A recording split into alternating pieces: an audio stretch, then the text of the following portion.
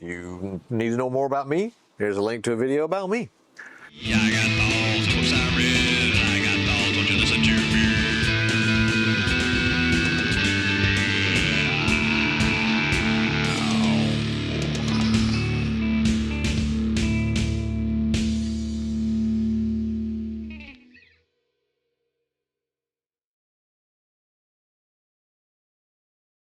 Hello, hello, hello, and welcome to The Author Has Thoughts. I am the author in question, Gary Ballard. I am talking today about the third episode of my Kindle Vella series, which will eventually be a novel, Hiss Whistle Dead, which is a part of my sci-fi cyberpunk series, The Bridge Chronicles. Now, in episode 3, I wanted to expand a little bit on Shell's process, how she does her investigations. So it's kind of an episode that's a real big exposition dump. It's mixed with this stroll down memory lane to establish the Lillian character. Now, it's the first time we get to see them alive, talking, and we get to delve into who they were, as well as kind of give a little bit of a history of how they became who they were.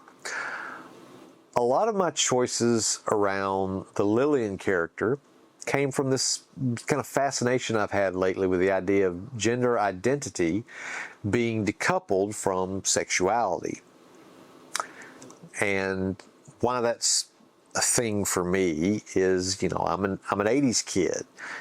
I grew up with, androgyny as kind of this big thing in the 70s and 80s. We had celebrities like Boy George, David Bowie, hell, even Poison and the glam hair rock bands and such. There was a little bit of that gender bending androgyny, but it wasn't called and wasn't the same as what we're considering gender neutrality or gender fluidity.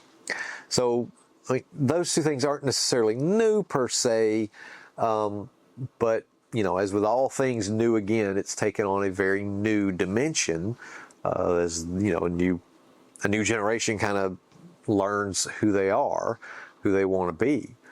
I think it's a bit more nuanced than what was going on back in my day.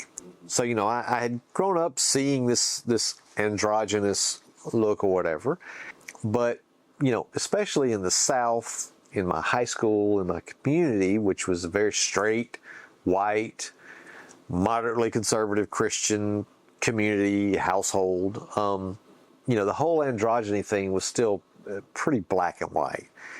Androgynous meant gay. And I mean, even if you were, publicly an avowed bisexual, you were gay. Guys couldn't even admit to masturbating because that totally meant you had to be gay. I realize that sounds absolutely ridiculous. And, even then, I couldn't quite figure out what the logic behind all that was. But I explain that because, it's the 80s, and in my social circles, my family, my community, so on and so forth, it was an insult of the highest order for a guy to be gay. Being gay somehow meant you were emasculated. You couldn't possibly be a masculine man, a man. You were either a flaming fairy or you weren't, even if you dated girls too. So, again, if you were bisexual, you were gay. It doesn't make sense, but this was a very binary community.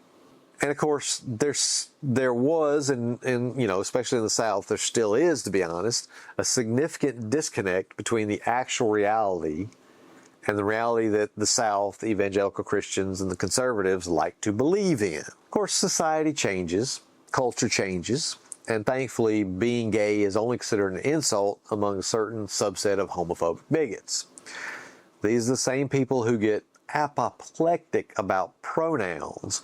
You've heard conservative comedians make stupid jokes like, my pronouns are gun, some of those stupid shit like that. But keep in mind, that's the context that I came up with, that I live with. Coming from that context for sexuality, my first response to, gender fluid, gender neutral pronoun usage like they, them, or, a non-trans biological female being referred to as he, him, or something like that, I was very skeptical.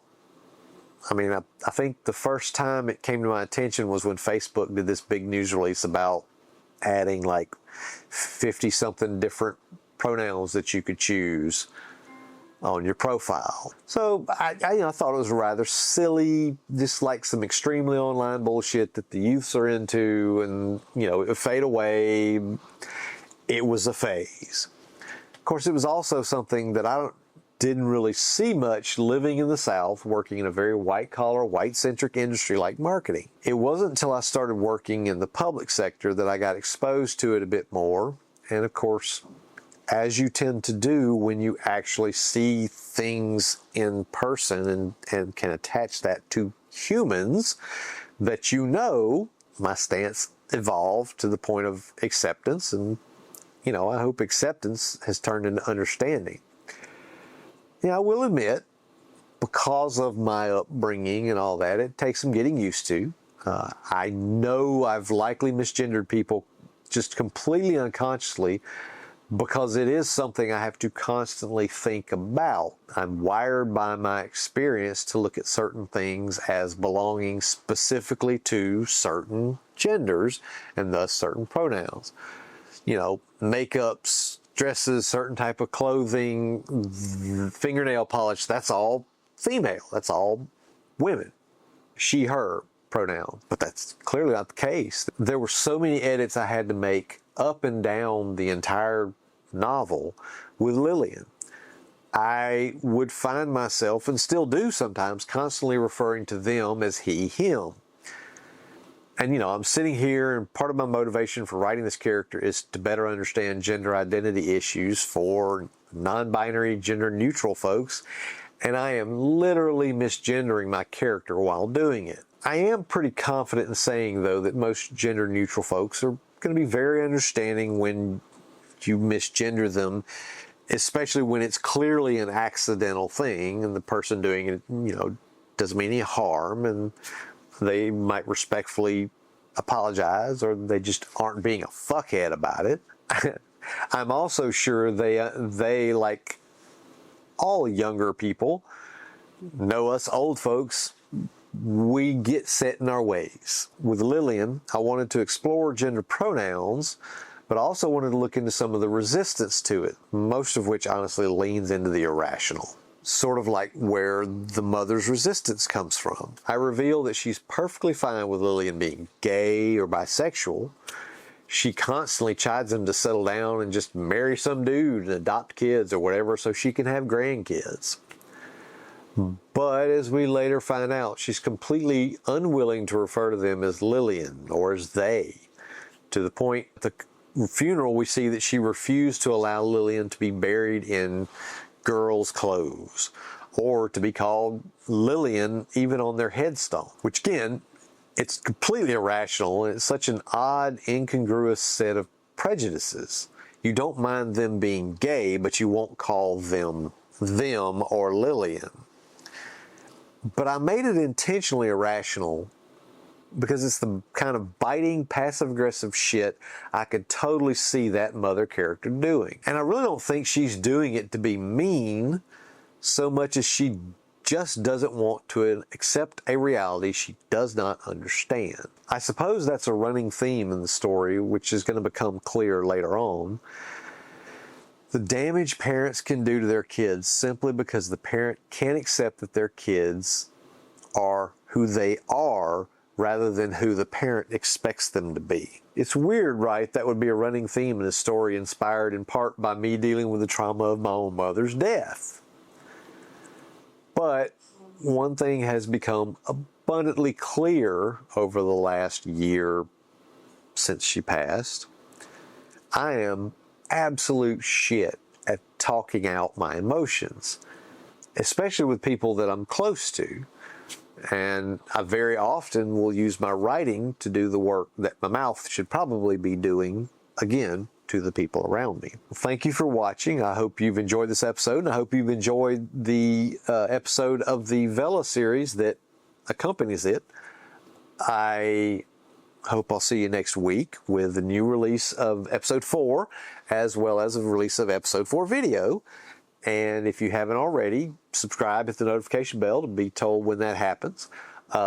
Hit me up on my socials. Make sure you like the video, or if you hated it, hit dislike. Give me some comments down below. Maybe there's some folks out there that have more experience with gender neutrality and gender fluidity than I do, which is almost certain, and can, school me a little bit. My name is Gary Ballard, and these have been my thoughts. 1, 2, 3, 4.